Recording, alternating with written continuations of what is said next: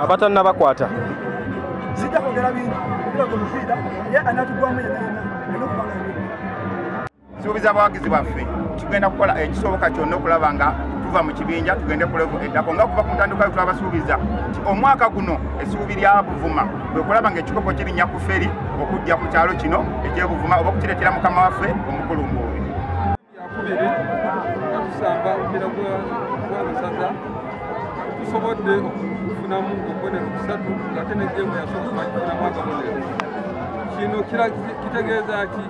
Kino kitegeeza omulundi guno okukuza buli muvubuka alina ekitone okituulira owulira nti ttiimu yesaze training ajja ku kisaawe togenda kwebika mu bulangiti kutuka kisente olina ekitone naye jangu mu kisaawe kooki akuwe ojja osamba oyolesa ekitone ekyo ate osobole okufunamu ki sente.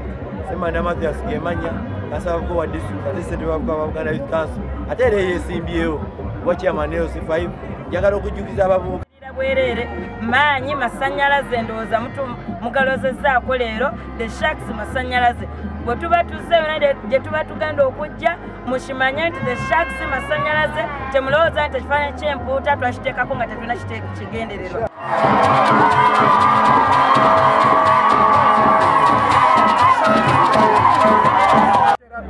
Nabagamba nti Shaaka season eno eya 2025 yo ndalamu buli anaasala mu mannyo gaayo buli azanyira mu nnyanja yagenda kukirozaamu.